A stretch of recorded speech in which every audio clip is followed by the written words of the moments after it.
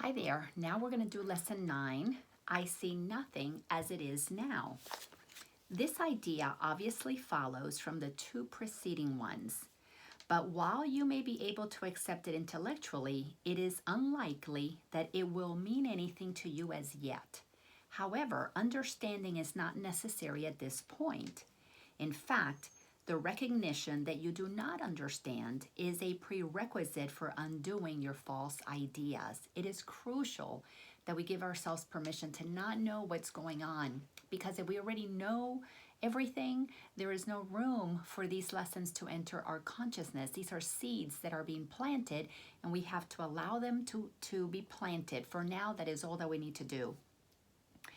These exercises are concerned with practice, not with understanding.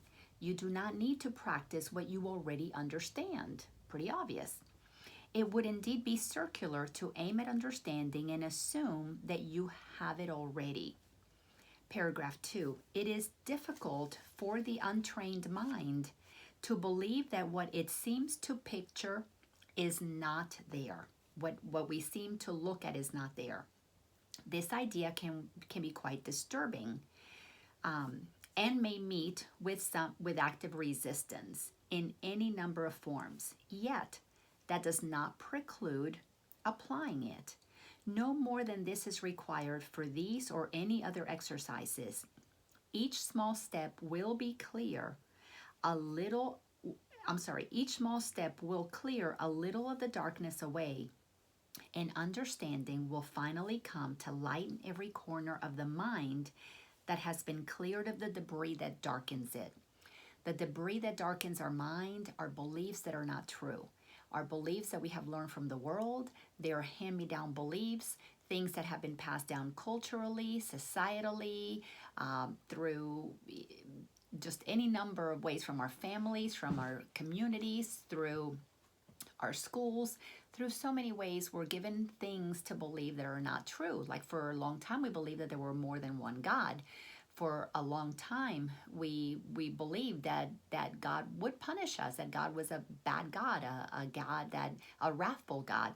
Not a bad God, but a wrathful God, which of course then made him a bad person or a bad being, not loving, not caring. But those things are not true. When you begin to look at it, you begin to realize that we have been projecting an idea of God onto God, making God human-like. So when you begin to question these beliefs and you begin to take an inventory of all of the thoughts in our mind, we will see that many, many of them are debris. They cloud our perception, and we cannot think clearly. We cannot see clearly. And that's what keeps us from being able to wake up. So paragraph 3, these exercises, for which 3 or 4 practice periods are sufficient, involve looking about you and applying the idea for the day to whatever you see, remembering the need for its indiscriminate application and the essential rule of excluding nothing. For example, I do not see this typewriter as it is now. I do not see this telephone as it is now. I do not see this arm as it is now. Begin with things that are nearest to you and then extend the range outward. I do not see that coat rack as it is now. I do not see that door as it is now. I do not see that face as it is now. It is emphasized again that while complete inclusion should not be attempted, specific exclusion must be avoided. Be sure you are honest with yourself in making this distinction. You may be tempted to obscure it.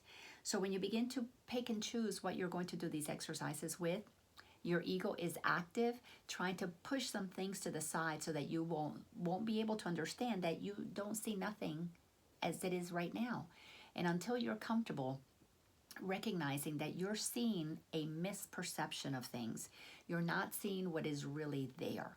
Because if you really saw what was there, you would see the holiness of everything. But that's not how we have been trained. So try these exercises, have fun with them. And remember, don't, as it says in here, don't attempt to include only certain things and exclude certain things. Have fun with the exercises. Follow the guidance that Jesus is giving us. I promise you, if you do this work, it is going to transform your life. Thanks a bunch, and I will see you at the next lesson.